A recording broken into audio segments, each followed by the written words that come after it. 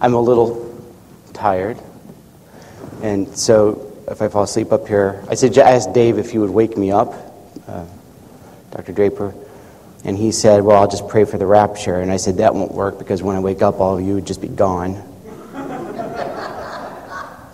So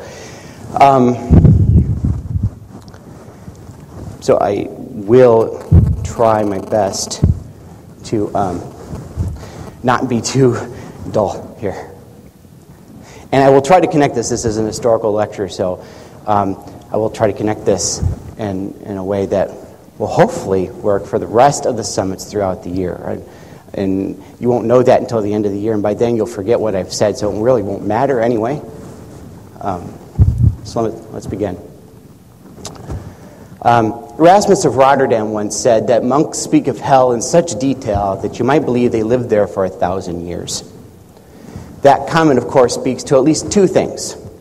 The first being that of Erasmus's perspective of a monk's life as not being all that different from eternal punishment.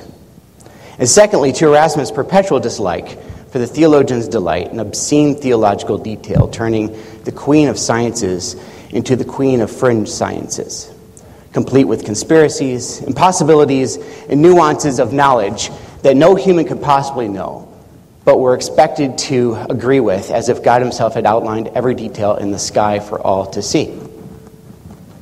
What can I say? I like Erasmus. Along with Erasmus, I too have very little room for the eschatological imagination. I'll be up front with you. Eschatology, or the study of the eschatos, or last things, often looks a bit like science fiction to me. I know, what a way to start off, right? My exposure to the eschatological mind has been akin to what some might dub the comic book guy on The Simpsons. Discussions of the end time, in my experience, have often been akin to scenarios in which grown men have sewn together ideal circumstances that may or may not actually go together, but which provide the potential dream team scenario for the end of the world, the best and most entertaining what-if Marvel universe. This Bible verse and that Bible verse. For this dark figure and that shrouded mystery. This numerical calculation for that potential beast and that chronological scheme.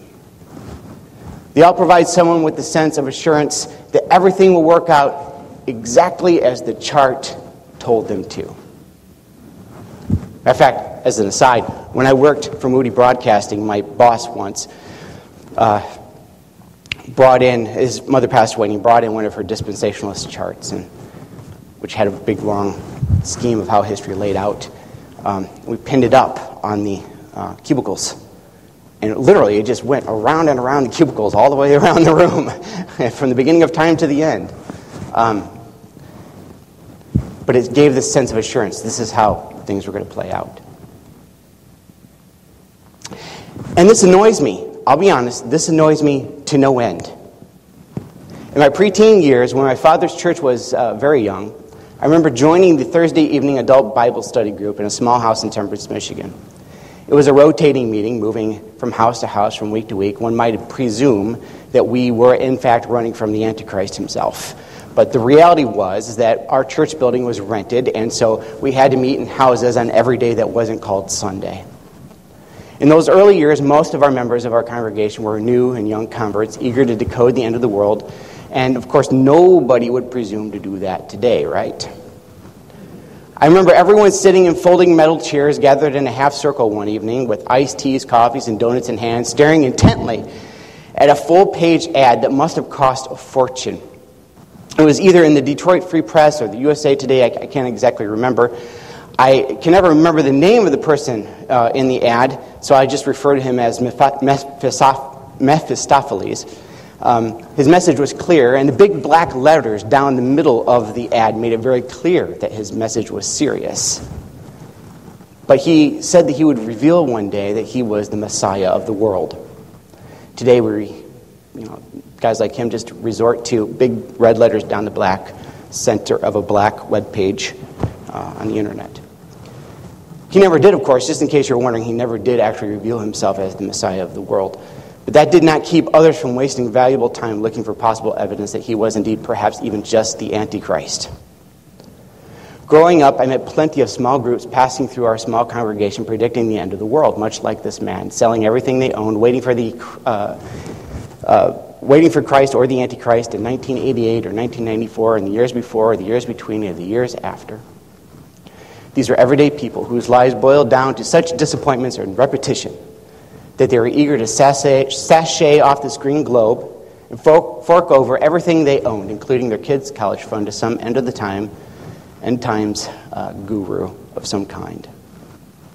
I know some that moved to Texas, built some sort of a shack on the hill waiting for Christ to come back. So I'll be honest with you today.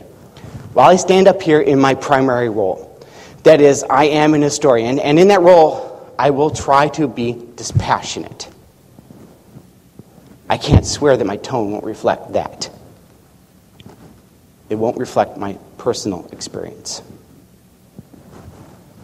I will try, I will, and if I'm successful, then you'll notice that as an historian, my experience will be as I approach other subjects. That is, I will be scientific in nature. I'm interested in this subject, like an historian is interested in it. I'm interested in observation, in the culture, context, communities, and the artifacts. That is, those physical objects or traces of intellectual concepts left behind and what they appear like to me in my world as I receive them.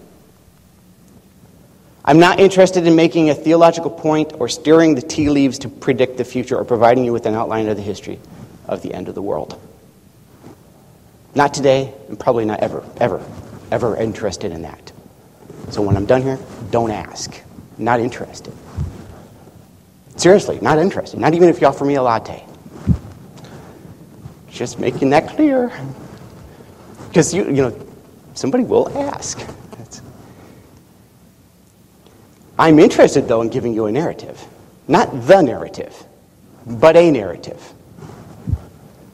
Particularly one that picks up on various motifs in many Christian storylines. I want to show you what I see when others discuss the end of the world. Slide.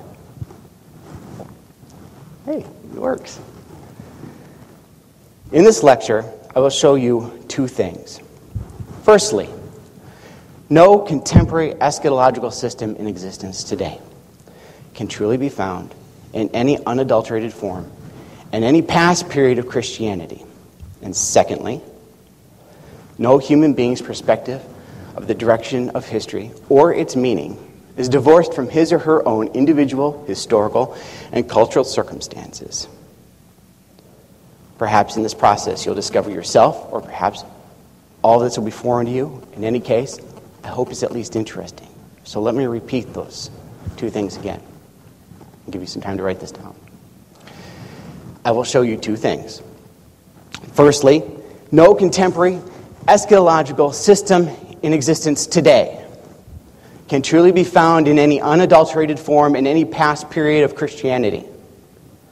And secondly, no human being's perspective of the direction of history or its meaning is divorced from his or her own individual, historical, and cultural circumstances.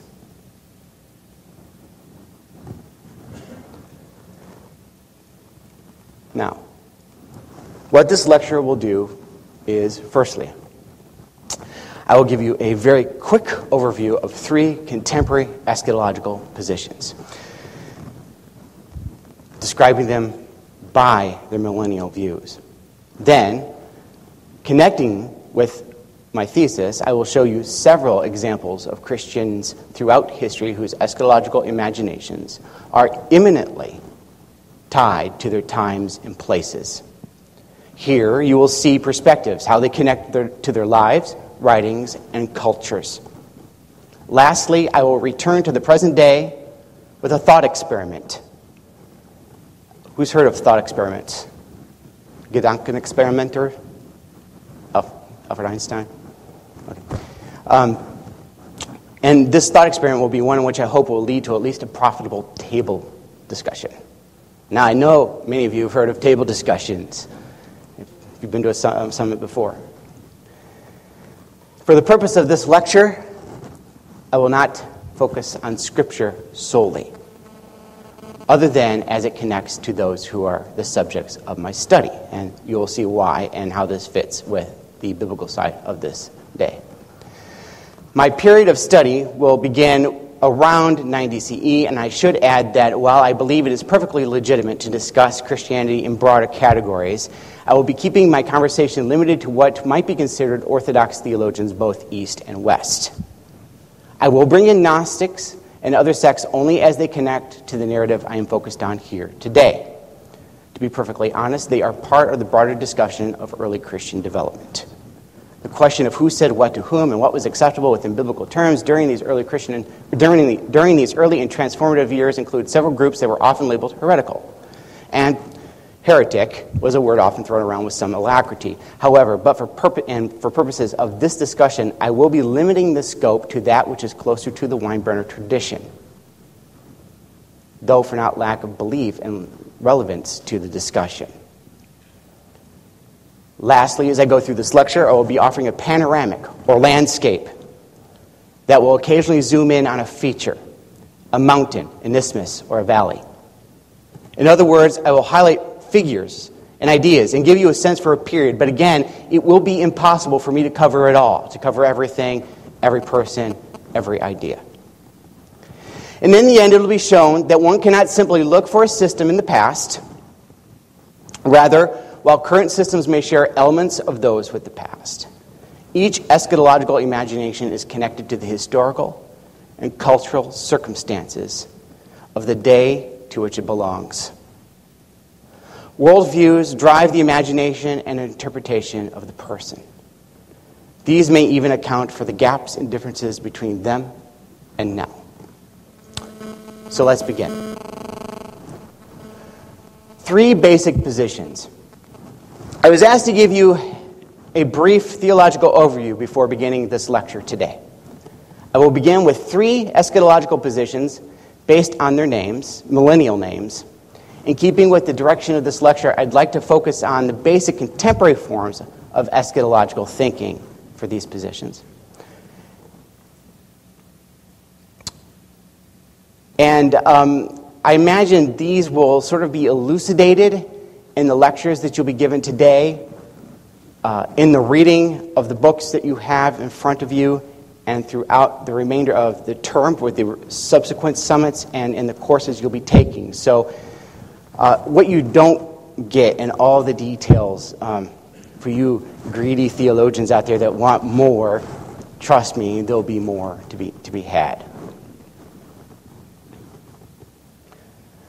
When discussing contemporary Christian beliefs about the end, one can easily get wrapped up in one thing: the second coming of Christ. Within this discussion of the end, however, there are many other questions Christians have asked. Questions about judgments, the Antichrist, the tribulation, the millennium, or the lack thereof. Is there a rapture? Will there be a 7-year judgment? What is the nature of hell? Is it this lecture? For time's sake, I will give you 3 contemporary eschatological perspectives that many Christians usually fall into, with the understanding that these positions have nuances that fall along a spectrum. So, each of these 3 perspectives are described by the relationship of Christ's second coming to what is called the millennium. The term millennium is from the word 1000, for those of you who have been asleep since 1999. And is a moment in eschatological discussion referred to by theologians as a possible period during which Christ reigns, either literally or metaphorically. The key biblical passage for this reign comes from Revelation 20:1 through 8, in which, in this passage, Satan is described as being bound at some point for 1,000 years. The martyred are said to be sitting on thrones, and they are reigning with Christ for that 1,000-year time. When the 1,000 years are over, Satan is loosed, gathers an army, and is defeated in one last stand. Apparently hasn't figured out that he can't win. Satan is then cast into a lake of fire, and there is one last judgment, followed by the establishment of a new heaven and a new earth, which are described in the subsequent and final chapters of the book of Revelation. Questions that arise from this passage are too numerous to address here, but include the obvious, such as, How literal should a Christian read this passage given its place within a book that is full of imagery? If this is to be read literally, is this a literal 1,000-year reign of time? Is it for the church? Is it for the nation of Israel? In other words, is this reign of Christ a time period for the church, or is it a time period to fulfill promises to Israel? Slide. Look at that. I know how to insert graphics. Okay. Premillennialism. From Revelation 20 and these questions, three positions arise. The first is that of premillennialism, which begins with a fairly literal reading of Revelation. This position argues that Christ's second coming inaugurates his future millennial kingdom, or millennial reign over the earth. His coming is before or pre the millennium. Christ's first coming brings with it the church age. When the period of the church is ended, it is often followed by the rapture. And this is when Christ returns to gather Christians, resurrecting some before a time of trial or tribulation period occurs, which is usually about 7 years long, and is called the tribulational period. This 7-year era is capped off by the second coming of Christ, when he comes for another resurrection and judgment, and to establish a literal 1,000-year reign on earth. Sometimes this view sees Christ as coming twice or in two parts, and that is, in the rapture before the tribulation or in the middle of the tribulation. Sometimes, the joke is in alphabetical order. Some premillennialists only see Christ coming once. In any case, it's before the millennium. The millennium in this position may be necessary to fulfill the unfulfilled promises of a kingdom to Israel in the Old Testament, or as some see it, to fulfill the promises spiritually for the church. When the millennium is done, there's an established new heavens and new earth, which are eternal, and the old heaven and earth are passed away.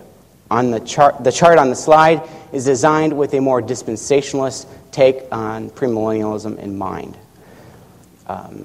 Dispensationalism is an eschatological position that sees history as God working in very separate periods or dispensations with a plan for Israel and a plan for the church, and places heavier emphasis on a more literal reading of the Bible. This system is the system behind the Left Behind series, and the one system which includes the most eschatological elements, including a rapture and many judgments, and which has also provided Kirk Cameron with gainful employment. And I've really had to oversimplify because you really can't fit a lot of stuff on a slide, and for the sake of making it work. So for those of you that are diehard dispensationalists, I apologize because I know how important it is to get those details perfect. But this is more in deference to that position. There is an historic premillennial position which tends to be more postmillennial, where the rapture is after a tribulational period, sometimes even erasing the idea of a tribulational period altogether, those kinds of things. So, next slide, postmillennialism. The second position is the postmillennial position, and here Christ's coming is after the millennium. This position interprets the Bible differently from the literal lens of premillennialism. Christ's first coming, according to this position, starts the period of history called the church, or the church age. And through the work of the Holy Spirit, the church eventually brings the gospel to the entire world, essentially converting the entire world. When the conversion of the entire world occurs, with the understanding that not all human beings are truly converted Christians in the world, Christ's reign will be over the entire earth through the united church, not by his physical presence, by the power of the Holy Spirit through the church. And that period will be his millennial reign. And you can sort of see this, I've represented it here sort of by an incline. There's sort of the church, and then things that sort of get better. It's an optimistic view of world history, and there are several different ways of looking at this. There's a different kinds of postmillennialism, including in the early 20th century, a sort of liberal postmillennialism that dealt with more like a humanist perspective of human beings just getting better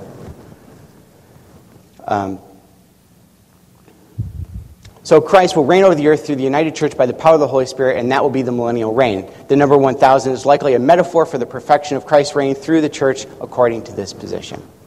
Much of the book of Revelation is read as imagery. When the millennial reign is over, Christ returns to the earth physically to establish the new heaven and earth and brings in the eternal state. For some in this position, the Old Testament law code will play a big part, though not all are agreed on exactly how far this should be brought in.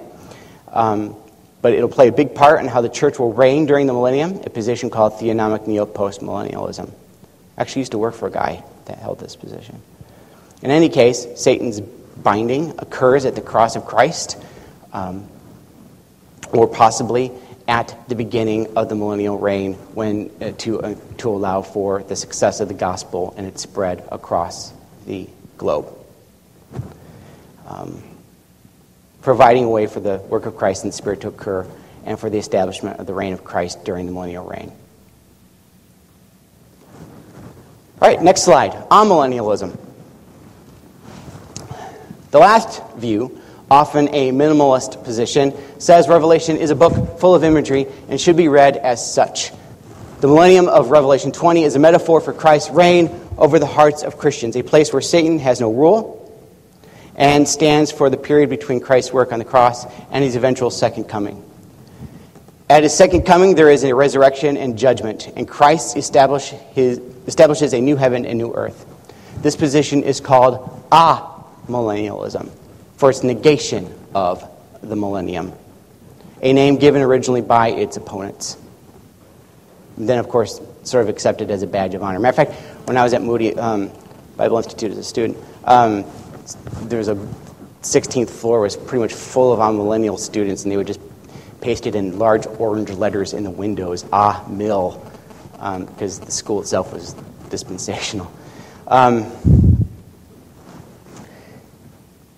It is a position known for its simplicity and often for its ambiguity. Many have no interest in discussions of Antichrist or tribulation periods or raptures or anything of the sort. It's pretty much about simplicity. So I have placed before you three views, oversimplified for your convenience. For some, these have become matters of orthodoxy. To disagree with them or the details of them are tantamount to heresy. This I have seen firsthand. Sometimes it can only be a matter of disagreeing with the detail. And for others, one detail is more important than another. One might remember the enormous headache known as Rob Bell's Love Wins or R.W. Stott's problems in the 1990s over the doctrine of hell. What happens when some dare to speak outside the canon of acceptable contemporary Christian vocabulary? Arguments begin. Fires are started. Soon everyone is looking for an historical precedent for his or her modern construct. But what if ideas have not always been as easily categorized? What if the history of ideas is muddled by circumstances, and what if perspectives change with each generation? What if the people we study and the histories they belong to are sometimes complicated by what we call life and facts? What if they can't be wrapped up in nice, pretty little bows and sent off in our Christian bookstore packaging? Do they become less interesting? They do not, at least not from my perspective. So let's look at the lives of those within the history of Christianity. And it'll be clear that while one may not find a tool for easily propagandizing a theological position, the lives of these individuals and what drove their view of the world, or their views of the world, are far from being dull. 2nd century perspectives of eschatology. Slide.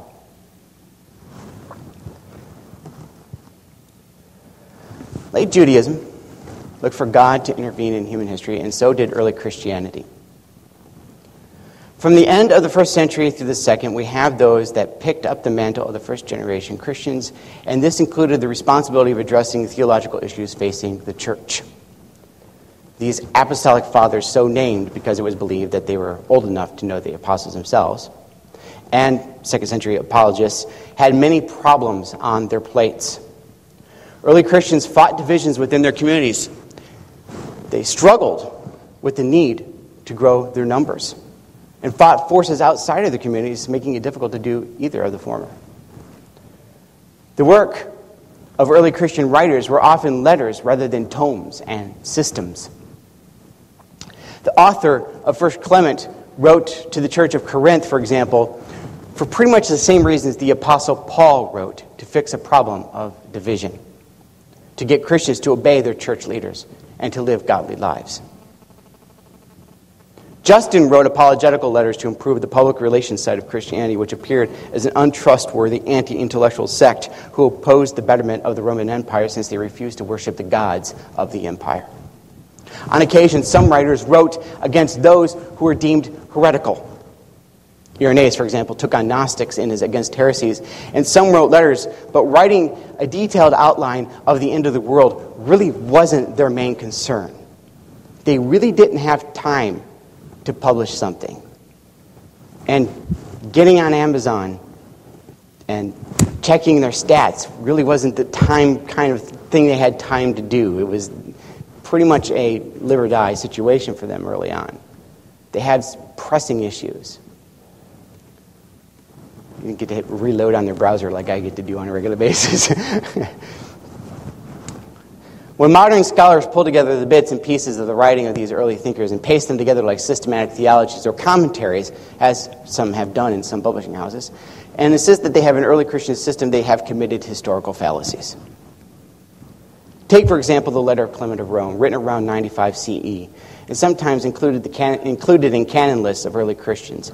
Here is a leading bishop of Rome writing to the divided church of Corinth, reminding them of Paul's words to obey their presbyters.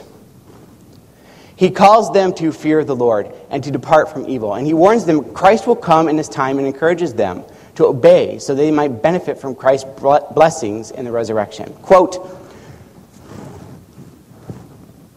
"Do we then consider it a great and wonderful thing that the Creator of the universe will bring about the resurrection of those who serve them in holiness," he writes. It would be a mistake to randomly cite Clement to look for contemporary forms of eschatological positions. What Clement is worried about is keeping the church intact and keeping Christians living holy lives, despite the many other options available to them at the end of the first and the beginning of the second century. For Clement, mentions of the resurrection are historically bound to his time and place.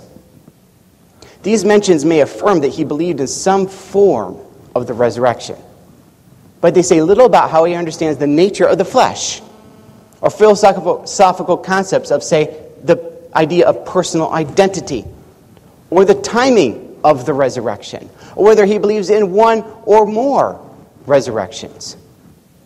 His point is simpler. Be followers of Christ, because on the day of the resurrection, you basically want to be on God's side. It's pretty simple.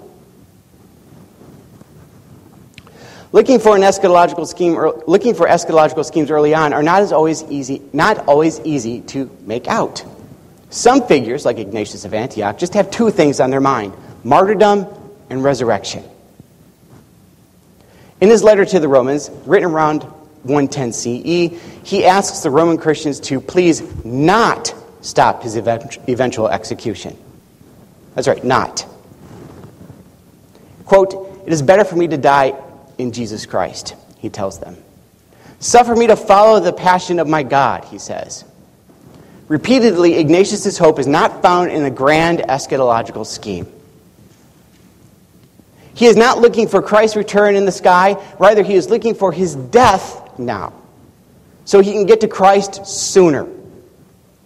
Christ is just taking too long. He'll catch up to his body later on in the resurrection. This is Ignatius' worldview. There are moments in these early writings where we get glimpses of more information, don't get me wrong. For example, the early Christian worship manual, the Didache, calls the Christian to, quote, watch and, quote, keep the lamps lit, reminding false prophets will be, quote, in the last days. We are told that there will be signs and wonders and appearances of, quote, the deceiver of the world, who will pretend to be, quote, a son of God, and there will be, quote, a fiery trial. And, quote, then shall appear the signs of the truth. First the sign spread out in heaven, then the sound of the trumpet, and thirdly the resurrection of the dead, but not of all the dead, but as it was said, the Lord will come and all the saints with him. Then shall the world see the Lord coming on the clouds of heaven. Okay, there's a lot of interest in this passage, including a lot of allusion. But this is all that is said, and this can be very limiting. The truth is that Didache is a book focused mostly on instructing new converts and giving churches instruction in worship. It's not a guide to the apocalypse, not even the zombie apocalypse. So we have to limit ourselves to what's there. Then there's the Epistle of Pseudo-Barnabas. The Epistle of Pseudo-Barnabas, however, written around the same time as the letter of Clement, probably provides a little bit more. And it's written around or near the city of Alexandria, and appears to be enjoying a little bit more apocalyptical speculation. This epistle alludes to the Didache of the book of Enoch, Daniel, Isaiah, and appeals to an interpretive method that goes heavy on the typological and figurative and allegorical. Alexandrian Christianity was steeped in Middle Platonism, and the circles of Alexandrian Christianity were that of philo, meaning that the vocabulary was that of shadow and reality, and often transformed into type and antitype. The Old Testament shadows pointed forward to the fulfillment of Christ. That typological reality in the earthly shadows, such as the tabernacle, that typological reality of Christ and the earthly shadows, such as the tabernacle, reflected the heavenly reality, something bigger and deeper. The material elements of this world were far from being the master version. So when we read something in Scripture, for those Christians in Alexandria, we were to definitely look for something deeper, the final form beyond this world, and that was the biggest emphasis in their interpretive method. So Pseudo-Barnabas spent a lot of time and spent a great deal of ink arguing for these kinds of types, and Christ was definitely a focus and the new Moses for this writer. So when we get to chapter 15 in Pseudo-Barnabas, in this letter, the author lays out a plan of history by spiritualizing or typologizing the creation days. The creation days are equated with 1,000 years. For Pseudo-Barnabas, this means that the Lord will make an end of everything in 6,000 years, for a day with him means 1,000 years. Following the Sabbath day design, there must be then a seventh day, right? 6 days, 6,000 years, must be a seventh day. One might assume that this would lead to a 1,000-year period or a millennial reign with the seventh day. But the seventh is never actually said to last 1,000 years. Rather, the sixth 1,000 year is said to complete the world. What's that? It doesn't do what maybe a modern person might expect. The seventh day is then depicted as a time when the sun, quote, comes and destroys, quote, the time of the wicked one, and will judge the godless, and will change the sun, moon, and the stars. And then, every time I read that, I want to say, in green clovers. And then we'll just, nobody gets that reference, do they? And then we'll truly rest on the seventh day. Not much more is said on the nature of the seventh or its meaning, but this will not be the end of it. Quote, the present Sabbaths are not acceptable to me, says the writer, putting words in the mouth of God. So the writer argues that God makes an eighth day. So there you got 6,000 years, 6 days of creation, 6,000 years. God completes the world, creates a seventh day, which appears to be the seventh, is not a 1,000-year millennial reign, but rather just a time for judgment and redoing everything. So then he creates an eighth day, and the eighth day is what? The day in which Jesus rose from the dead, ascended into heaven. Presumably some sort of another world is what he says. And maybe that's an eternal kingdom, but nothing else is really said. And those are the only details we're given. We're limited to that. And presumably in his day and age, when there's a typological interpretation going on, this may be said more. But who knows? Now, I could sit and look at my own interpretation from today and try to superimpose things. But then all I'm doing is recreating something new. So one would be hard-pressed to find any real contemporary position in any solid form here, though some have tried over the years. This passage from this letter is bound to its time and place, written and developed, imagined, and formulated to meet the needs of the church in its era. The writer of this letter, whether written at the end or of the first or at the beginning of the second, is not aware at all of the questions that are informing our world today. It's bound to its period. By the middle of the 2nd century, however, things seem to change just a little. We finally start to get some sense of agreement on some specifics. Early versions of the baptismal creed, or what we now know as the Apostles' Creed, affirm the basics of Christ's coming, the resurrection, judgment, eternity. Justin, the apologist, notes in his oft-quoted section of his Dialogue with Trifle that there are Christians who disagree over whether there will be some form of millennial reign of Christ in the future. These would be premillennialists of sorts. According to Justin, not all Christians agree that there will be a millennial reign, but all agree that there will be a resurrection from the dead. So there's some sort of discussion that's been going on at this point by the middle to the end of the 2nd century. In fact, by the end of the 2nd century, we see a growing number of millennial positions. Irenaeus and Tertullian, for example, represented some of these early positions, while in Alexandria, non-millennial Christians can be found in figures like Clement of Alexandria and Origen. Even among millennial positions, not all were in agreement as to its nature, purpose. Hippolytus, for example, argues that the Revelation was a symbolic book and that the 1,000-year mention was not even to be taken literally but metaphorically. So, there's a lot of discussion now starting to grow, but who knows exactly how the conversation is going on. 3rd century. Slide. 3rd century reflected the idea that time was passing and the end must be imminent. It seemed like people have been talking about it for a while. Has to be coming soon. Persecution was on the rise in the middle of the 3rd century, though mostly regional in the empire. The idea that Christian persecution was always empire-wide is a myth. There were a lot of localized persecutions, and with persecution comes a larger emphasis on leaving this material world for something greater. One such persecution occurred in Alexandria around the time of the 3rd century. The father of Origen of Alexandria, for example, was pulled from his bed in the middle of the night to be martyred. Origen, according to legend, was only about 18 years old at the time. His mother was afraid, knowing her son's impetuousness, that he would run off and join his father, so she hid his clothes. Apparently this worked, and also he slept in the nude. Apparently this worked, and the 18-year-old Origen was more afraid of being seen naked in public than he was of being martyred and put to death. And I imagine this background is partially behind his later book, An Exhortation to Martyrdom in 235, and Origen's general low view of the value of earthly things.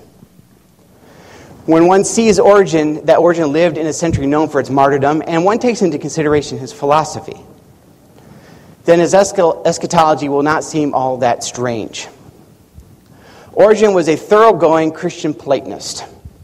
He led a school for training Christian philosophers in Alexandria. His predecessor, Clement of Alexandria, was forced to leave the city during a round of persecution, leaving the young and bright Origen in charge. Like that of Pseudo-Barnabas, the Platonic philosophy prominent in Alexandria placed the emphasis on the spiritual. That is, of moving beyond the lower material world to the higher reality or forms. This meant that Origen often read Scripture looking for the allegorical or typological or spiritual message. And here's the irony, really, in this.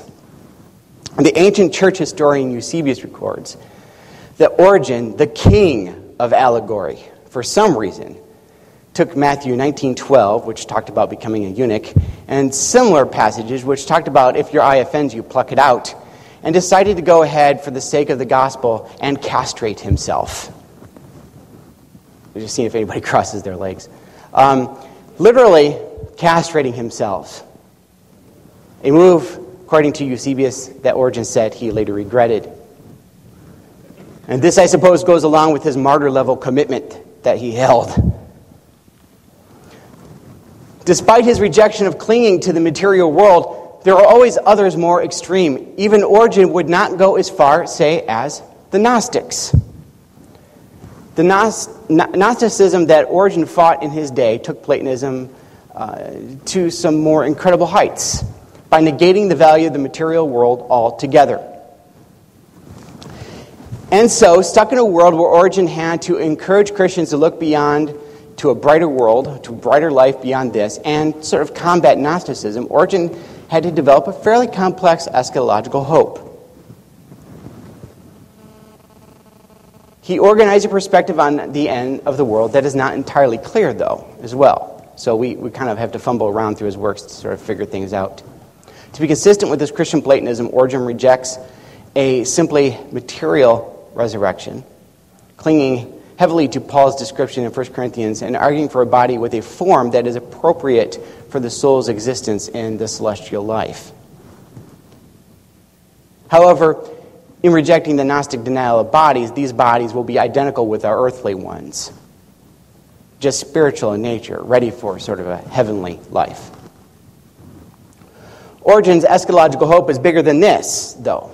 For whatever Rob Bell may have stepped into this last year, Origen did it much earlier. Origen affirmed the resurrection and affirmed a judgment which he saw as a time really of purgation.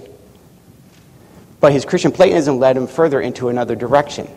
For Origen, there can never be a universe where God does not ultimately win, or at least this is a conversation he was opening up for discussion. For Origen, this was a very important discussion. His eschatological hope is one in which he entertains the idea that God would eventually redeem everything, the entire creation, his enemies, even the devil himself. A view he picked up from his predecessor, Clement of Alexandria. One cannot read Origen's eschatological views with any healthy respect without having some sense of his historical and cultural surroundings. They are wedded together and separately bound by the world of martyrdom and Platonism and reaction to Gnosticism in a way that does not and cannot exist again today.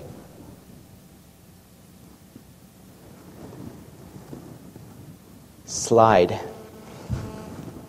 Yeah, you're going to love this one. Now, for time's sake, let's jump ahead to the 16th century, where one could point out several figures and easily see their eschatological perspectives intertwined with their cultures and historical contexts. This time is the time of the Reformation. Martin Luther. Who else? The Protestant reformer Martin Luther was a man caught between two worlds, the medieval and the early modern. And he thought that the Pope would welcome his doctrine of justification. Instead, he found himself on the business end of a bull of excommunication and on the run from the Roman emperor who was allied with the Pope.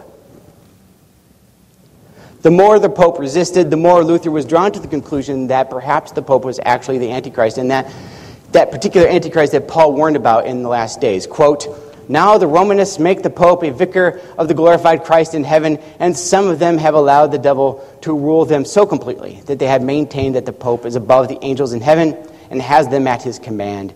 These are certainly the proper works of the real Antichrist." After his excommunication in 1520, Luther's war on the Pope was clearly one that included the devil. And it was a battle heading for the end of the world. Consider, for example, the lyrics to his famous hymn, A Mighty Fortress, written between 1527 and 29, shortly after his excommunication. "And though this world with devils filled should threaten to undo us, we will not fear, for God has willed his truth to triumph through us. The prince of darkness grim, we tremble not for him. His rage we can endure, for lo, his doom is sure. One little word shall fell him." Luther even commissioned woodcuts of the Pope, being birthed from the behind of Satan. This one up there. And nursed by demons, as you can see from the slide above, to demean what he considered undue authority given to the Pope. Not unlike the kind of stuff you might see on Comedy Central today, actually.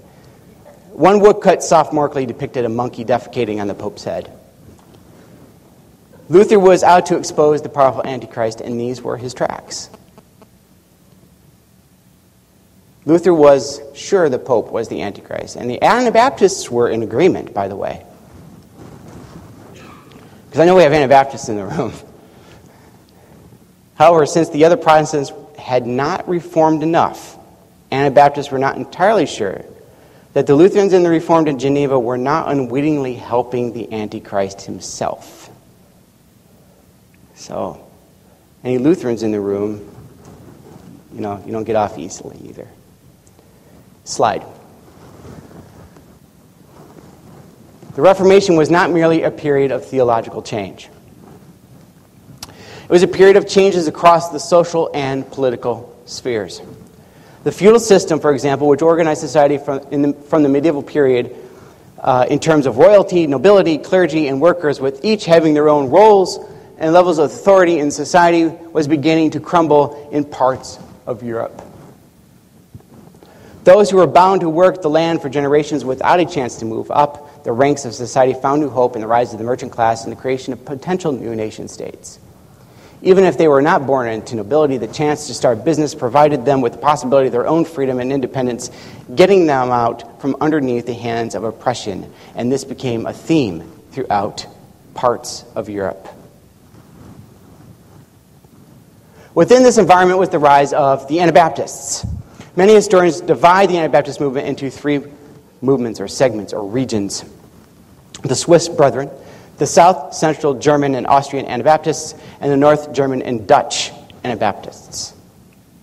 I don't have time today to go into each of these groups. I can say that some of them emphasize pacifism more than others, particularly after many Anabaptists were caught up in the Peasants' War of 1524 through 25, which killed many of the Swiss Brethren. Over 100,000 died in that war. Scholars used to classify the Anabaptists as just part of the lower oppressed classes or segments of society. In other words, they are part of the workers or the serfs.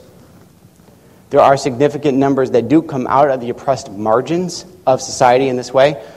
Some of the Anabaptist issues, for example, were related to things like fishing rights. So this does lend to the lower oppressed margins because you couldn't just fish. You had to get permission to fish.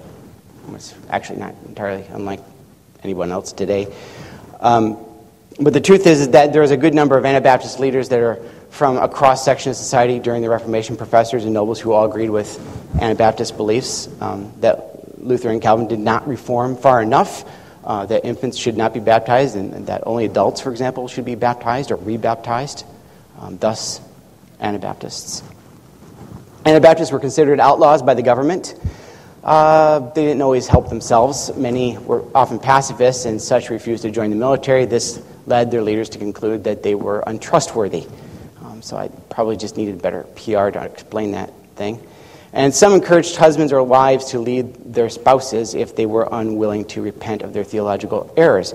This, of course, led to the claim that they were anti-family, which usually only comes around here about every time there's an election. Rumors were spread that Anabaptists were in league with the devil or into magic. That was usually the thing that you did to get rid of your enemies. But it's the North German and Dutch Anabaptists, however, that are really interesting in terms of apocalyptic imagination or eschatological hope. In 1530s, Melchior Hoffman predicted the imminent return of Christ and the establishment of the New Jerusalem on earth. He believed this would occur in Strasbourg, which had a large Anabaptist community at the time. Hoffman was influenced by Luther's colleague Andreas Karlstadt, who was a lay preacher. When Hoffman arrived in the Netherlands in 1531, he found supporters in major cities and argued that in 1533 his prophecies would be fulfilled and he would be arrested. So when he arrived in Strasbourg, he was arrested. And this appeared to confirm his prophecies. Of course, it doesn't take much to fulfill your own prophecy that you're going to be arrested. When the day of his prediction came and went, he claimed he made an error, and it was actually going to happen in the city of Munster, or October 21st. Munster was controlled by the Prince Bishop Franz von Waldeck, who was not willing to give up his power over the church and the city. His picture appears on the slide above. And von Waldeck, yes, was prince and bishop, which was a conflict of interest. And as you can see up there, he has both his shepherd's crook and his sword. He has his mitre and his... So he's playing both roles in this portrait. Hoffman's successor to this vision of a New Jerusalem was that of Jan Mathis, a man who claimed to be the second witness of Revelation 11. So people did what anyone would do when you hear that someone is the second witness of Revelation 11, and they followed him to Munster. With the help of a man from the inside who had the support of the guilds, who did not like von Waldeck, they seized the city of Munster and forced the Prince Bishop out. The angry von Waldeck surrounded the city with a formidable army and laid siege to it for 16 months. In 1534, Jan Mathis believed that he had a vision and that he would be successful if he, and he alone, charged the bishop's troops outside the city. Now, the bishop at this point not only had his army outside the city, he also had convinced Protestant princes to bring their armies outside the city. Apparently, if there's one thing Catholics and Protestants can agree on, it's killing Anabaptists. So this one man believes, he's convinced himself that he can charge out there on a horse and defeat all of them. So in case you're wondering, he wasn't successful. He died on Easter in 1534, and this left Jan of Leiden, a tailor, in charge of the city of Munster. Leiden was declared king and ruled with fear. He confiscated... Now this is all within the apocalyptic mind you. This is not just a story of people taking over a city. These people are here believing, they're waiting for New Jerusalem to appear, right? This Munster is going to be New Jerusalem. This is not just, hey, how do we fend off von Waldeck? So Leiden was declared king, and he ruled with fear. He confiscated property and dispensed it communally, and due to the overwhelming number of women in the city, he instituted polygamy. He took 16 wives himself, and it was believed that control of the city would be held if the women were subjected to the men. Jan declared their goal to be nothing short of global domination. I was waiting for somebody to boo or hiss or something there. His goal was nothing short of global domination for the New Jerusalem. He even minted coins with his face on it. In June of 1635, two treasonous men finally had enough. They fled the city through a gap in the back of the city and led the bishop's forces in the city. The city was recaptured, and all the leaders of the city were tortured with burning tongs, then stabbed, then beheaded. Make sure they're dead, I don't know. Then their bodies were placed in iron cages and hung from the tower of the church. And the Anabaptists soon adopted pacifism and leadership, which is probably a good idea. Out of this particular group, the leadership was largely split between... Can anybody guess who might have been one of the major leaders out of this group? I'm going to say that Ohio has a huge segment of this in a particular county. Yes, Mennonites. Menno Simons, who was a founder of the Mennonites, greatly influenced by Luther. Actually, he had a healthy respect for Luther. Just didn't feel like Luther went far enough. Who also practiced Anabaptism in some moderation. And David Joris, who was a little bit more ascetic and rigid in his structure of Anabaptism. And became sort of a northern leader and led with pacifism. Interesting enough, Menno's brother Peter, as we are led to believe, may have been one of those in the city of Munster. He got caught up in the apocalyptical fervor. It was Menno who tried to dissuade his brother from joining in. And when things got really bad, Peter, who was said to have left, tried to flee the city, got locked up in a monastery trying to flee from some of the bishop's troops, and was killed. And part of Menno's perspective himself might have actually come from his own brother's apocalyptic fervor. Political dissatisfaction, theological dissatisfaction, dissatisfaction with life to the extent of trying to rush the coming of New Jerusalem, the loss of a loved one, and all these things can come together to change our perspective on how we view the world, the end of the world, where it is going eschatologically. And these things only happen once. Whether one lives in the first century like Ignatius of Antioch and has an eschatological imagination driven by the dualistic scheme of martyrdom and resurrection, Or in the 16th century, like Martin Luther, and believes that the Pope must be the Antichrist because he rejects your doctrine of justification, excommunicates you, and gets the emperor to put you on the run for your life. The perspective of an individual's view of the end is intimately connected to that of a person's time and place. No one can be Ignatius, grow up in his family, and be raised in his exact culture and circumstances. No one can be Martin Luther, do exactly what he did in the world that he did. These things only happen once. However, if we return to our world today, we may have a chance to see that individuals today are really no different and perhaps maybe get some perspective. See, there's no doubt in my mind that the long history of the end of the world is long because it is, in many ways, still being written. The theology of eschatology cannot be introduced as a simple theological system for all time, not for charts, because theologians are still imagining it according to the world they live in. You may be wondering, how are we influenced by our historical and cultural context today? First, this is an important question to ask. It is one that I sometimes ask myself. So let's do a few quick thought experiments to get at what I'm trying to say here today. Here's how I go, and this is very simple, okay? How I want to do this. I try to imagine myself leaving behind artifacts to be discovered 500 years from now by some young, sprightly historian eager to figure out what made me tick. That's it. Sounds pretty simple, right? Okay. Now I'm going to make it a little bit more complicated. I'll just give you a couple examples here first of some actual people. The great poet E.E. Cummings, for example, was known for having some idea that he would probably be famous one day. See, he wrote and rewrote his letters and poems in such a way so that when they were discovered a few decades later, they would leave him in the best light. He wanted to leave only that artifact that was acceptable to him. Much the same, the 18th century evangelical George Whitefield published his journals to inspire young evangelical preachers who thought that his journals were the real, authentic Whitefield. That is, the untouched up insights of the life of a traveling minister. But the reality is they were the intellectual artifacts he wanted us to find.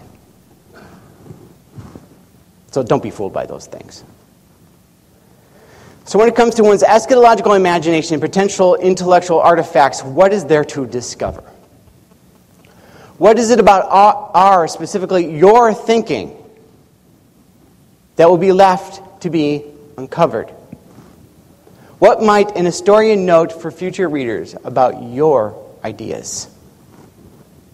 I could think of several possibilities that come from contemporary evangelical culture, but I only have time for two examples. Firstly, we now have the graphics to make the movie version of the most spectacular, wide-eyed, and imaginative perspective on how the world ends. How could our ability to commercialize the Big Bang of Left Behind series not leave behind artifacts of the imagination and intellect? I can imagine that future historians, centuries later, discovering several interesting things from that series, not to mention the burden that modern filmmaking must put on biblical interpretation.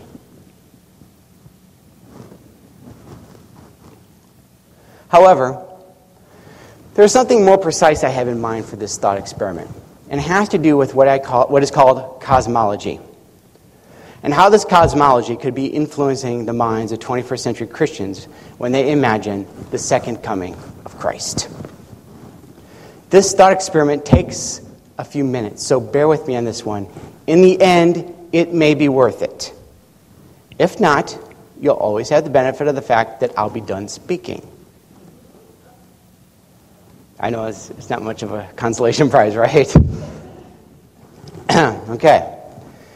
Cosmologists seek to understand the nature and structure of the universe as a whole, and cosmology is the science of it. The structure of the universe is something I want to hone in on for you today. You may take the structure of the universe for granted. And I'm going to be oversimplifying a lot of stuff here. For example, for centuries, the dominant position was that of geocentrism, or sometimes called the Ptolemaic system, or a position that is sometimes described as the planets revolving around the Earth. I will say more in a few minutes on this, but just sort of brief on that. This was later replaced by a system described as the heliocentric view. That is, that the planets, including the Earth, revolve around. What is it called? The sun? That bright thing in the sky, right? Okay. Which has grown far more complex today by our own modern perspective that the universe is full of what? Galaxies. Okay. You can see in a minute. Don't assume that everybody knows this. Why is this important? This connects to a discussion of Christ's ascension and return, particularly as it is addressed in N.T. Wright's book, Surprised by Hope. What if I were to ask the question, where did Christ go when he ascended?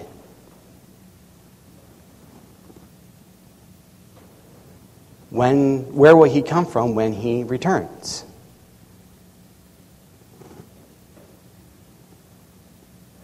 Ancients had a layered view of the universe, one in which the earth was positioned relatively below heaven, as they understood it. Does the ascension make sense in light of this? In your text for this summit, Wright downplays this a bit, I think. Quote, the early Christians and their fellow first-century Jews were not, as many moderns suppose, locked into thinking of a three-decker universe with heaven up in the sky and hell beneath their feet, he says. Now, I agree with him that the Bible in places is depicting heaven and earth as, quote, two different kinds of what we call space, two different kinds of what we call matter, and, quote, two different kinds of what we call time. Wright is correct. Ancient Christian cosmology is not as simple as a three-decker model of heaven and earth and hell, and we should not simply imagine that getting to heaven is as simple as walking stairs upward or even climbing a ladder to and fro. One thing is also true, however, is that while it may not be that the early Christians and first-century Jews were not, quote, locked into thinking of the three-decker universe in terms of simply moving up and down a decker, as Wright says, it was absolutely not divorced from it either. Slide. All right, now hang with me on this one, okay? Because I know we're going to be going through a few things really quickly here. If one were to go before the first century, which is what Wright is focusing on in Surprised by Hope, ancient Jewish cosmology was far more up and down related, as I see it. For ancient Jewish writers, the universe existed in levels, though these levels were not always equal spaces, per se. Scholars tell us that ancient's world is as alien to ours as an actual alien planet would be from that particular cosmology. The ancient believes the earth is flat or perhaps disc-like. If he or she travels far enough, he or she believes that a person may reach the end. It is covered with a solid dome or firmament that holds back the waters of heaven, under which are the stars, the sun, and the moon. A position, by the way, that holds well into early Christian beliefs. Augustine argues for it very firmly.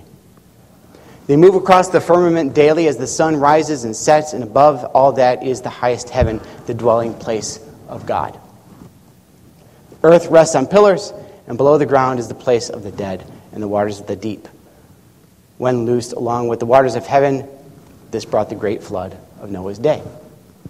This is a layered universe that requires one to rise up to get to heaven or down to get to the place of the dead. And in fact, many instances in the Old Testament called for this. For example, Elijah in 2 Kings 2:11 ascends into heaven by a chariot of fire.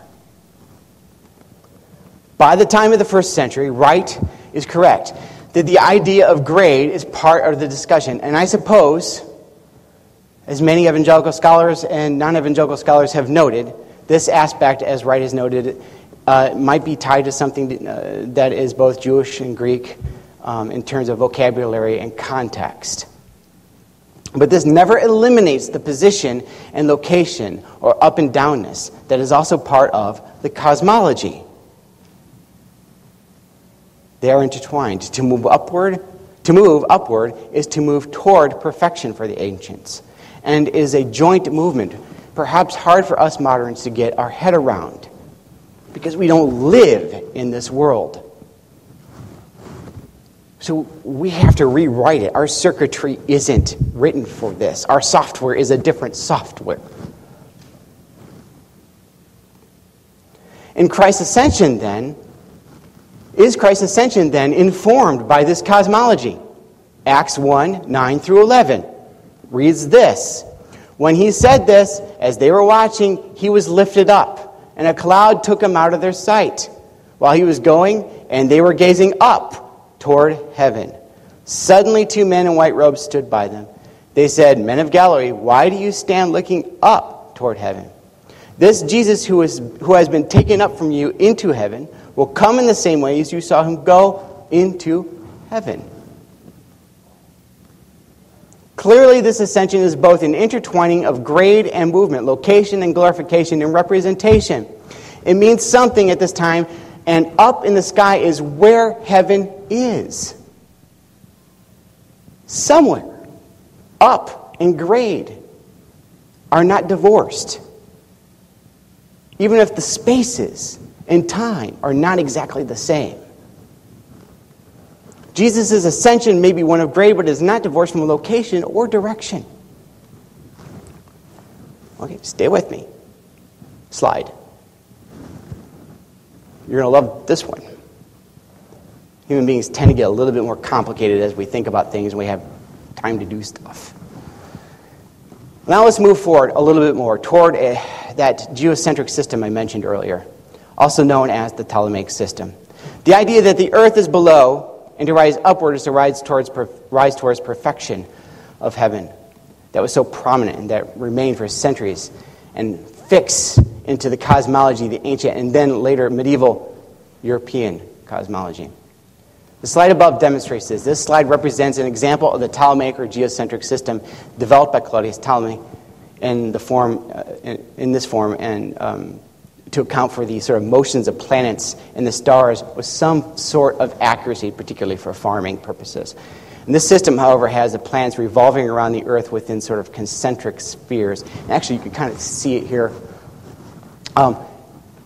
You might not be able to notice it, but there's the Earth right there at the middle part, but there's Luna, Mercury, Venus, Sol, Mars, Jupiter, and so it's moving outward. And at the top part there, you can read it. Where's it at? There's the firmamento, and then you get up to the inhabitants of heaven, that sort of thing. And at the top there, those are angels looking down, by the way, looking over the top. And I'll get to that in a minute. What you sometimes hear about this model is that the earth is at the center, so that medievals believed, as many moderns understand it, that the earth, or that humans were at the center of everything, so that you sometimes hear people say, well, we believed we were the center of all things, right? The actual way many medievals understood this model is very different from this misconception. And C.S. Lewis's classic book, The Discarded Image, An Introduction to Medieval and Renaissance Literature, demonstrates this nicely, noting that the way to read this cosmology is to see the earth not as the center, but as the bottom. We are outcasts, says Lewis. The bottom dwellers are the margins. Heaven and the angels look down on us and take pity, so that Christ's incarnation is one in which he left the highest place and came down to slum it with the rest of us. So that when Christ left, what does he do? He's riding through these concentric spheres, he's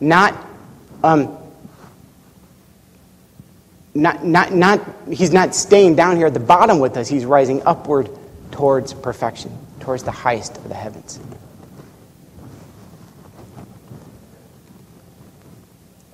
For the medieval Christian, the idea of Christ's ascension continued to make sense in that he ascended from earth, the bottom, through the spheres, each representing the rise into a greater perfection.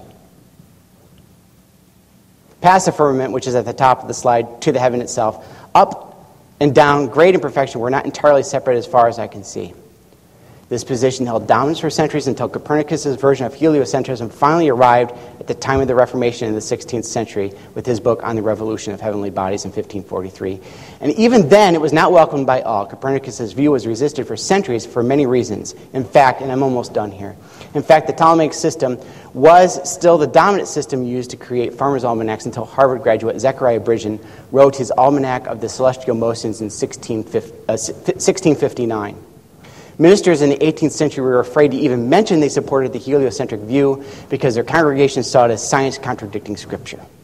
And if we fast forward to the 1999 Gallup poll, we find that 18% of Americans were still geocentric at that time. And in 2010, there was the first annual American Catholic Conference, a non-official Catholic conference, which argued that geocentrism is still correct and that science is incorrect. In fact, in February of this year, a poll found that 1/3 of individuals in Russia are still geocentric today. Today, however, the majority of the Western world would and should, if they are scientifically literate, understand things from a heliocentric position, understand that there are galaxies, and understand that the universe is full of billions of them. So if 500 years from now I am an historian looking back at some Christians today, looking for intellectual artifacts of interest, it might be this. The artifact of Christian eschatological imagination that continues to fascinate me today is that of going up and down. I imagine the majority of Christians perhaps roundly affirming their Copernican-like heliocentrism. Yet when they speak of Christ returning, they speak as geocentrists. Speaking of heaven as in space, the ancients did not have a concept of space. There were no galaxies. The artifact of geocentrism, or perhaps an ancient cosmology, then remains. Maybe it is because Christians get on their knees when they pray, or they look to the clouds when they think of God, or because the Bible's language is so bound up in up and down verbiage as it is the entire history of faith. That is, he went up in the clouds, so he will return the same way. But it seems to me that many Christians I know of have an eschatological imagination that is tied up in this ancient thinking. Consider what you know about the universe and consider the return of Christ. Does Christ descend from space and through clouds? According to Orthodox Christian theology, he does have a body. Imagine the scenario and what it would seem like given a modern context. Gotcha. I can imagine some wondering, in all seriousness here, if he passes, and I mean this in seriousness, if he passes Saturn, Jupiter, or waves at the International Space Station. This is a modern context. Wright says we need, in fact, a new and better cosmology, a new and better way of thinking about the world than our culture, not least post-Enlightenment culture, not least the one the post-Enlightenment culture has bequeathed us. Perhaps this is so, and someone might add that we need one that transcends ancient culture as well. I'll leave that to theologians to figure out.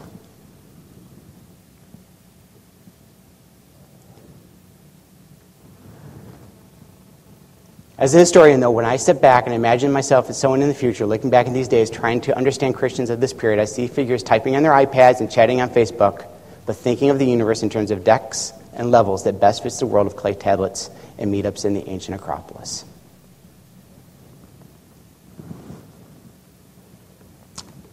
So tell me, what are your own intellectual artifacts? Slide. How are they contributing to the way you are writing your own history of the end? Thank you for enduring my speculation. And now it's time for you to endure your own. I've prepared only one question for your table discussion, and I hope it is engaging. How might your current eschatological thinking and or that of others you are close to be affected by cosmological, historical, and cultural, subcultural, pop cultural, etc., circumstances?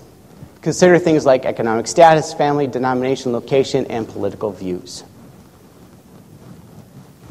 Thank you.